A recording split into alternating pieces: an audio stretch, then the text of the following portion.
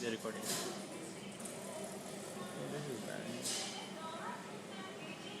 Lol. Alright, so your device includes easy to set up personal and business email. Also included, okay. Most of your new device will receive free useful tips and support messages from Nokia. Anyway, I think leave it right now. Alright, we are looking at the Nokia E72 home screen. This is the screen that comes up when you first switch on your phone and you've set up most of your items. What you see here is what is something very new to this particular phone. It's got a little trackpad instead of the regular D-pad. So if you just swipe your hand, just look at what happens on top. Just keep an eye on this little bar. See, every time I swipe. So that's pretty interesting. It's something really cool. Though you have got to kind of train your fingers to do this because it's a real small distance that you can scroll through. So what are the things that we have? First up, it's the messaging. Second icon happens to be the clock. It comes preloaded with Nokia Maps. Apparently you get about I think 3 lifetime walking guidance and about a month of driving guidance.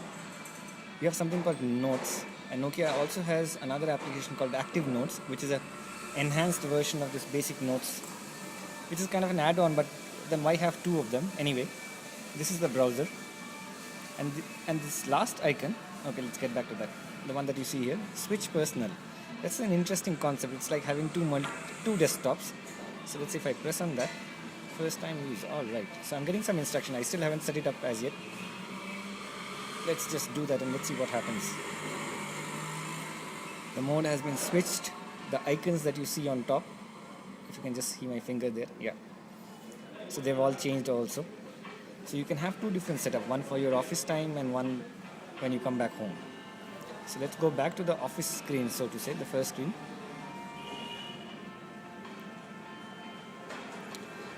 Things that you can do right from the home page, or rather the home screen, let me correct myself, is set up your email. You can sync up with your office calendar. You can browse the net over Wi-Fi, and you can directly search the internet. You can add some more items if I'm not wrong. And what you see on the last row here are a set of alerts that you have kind of received. There's one missed call, there's one new message that has come, and you still haven't set up your voicemail. So these icons continue to remain till you kind of take a look at those particular alerts, so to say. Then there's what used to be earlier on the top has now come down. Is what you get to see is there is a new message alert. If I can get a little closer, there's a missed call alert. So it's kind of a redundancy. Oh, there goes the screen. Okay, let me show you something even more nicer here. There's a bit of a reflection. Now if you can just notice, there's a ring around that little D-pad that kind of glows. It has a nice heartbeat sort of, or a breathing sort of fade in, fade out effect, which is really interesting again. So it does not disturb you too much, but very nicely done. Something which Apple folks have done much earlier, and they've perfected it. Alright, let's unlock. Oh, it's still unlocked. So another peculiarity here is if you have to kind of lock your phone, you press the two soft keys immediately, which earlier used to be like the top key and the bottom key, because that's what Nokia usually prefers. What Sony Ericsson does is they do it diagonally, these two keys. And with E72, Nokia has gone ahead and changed them sideways.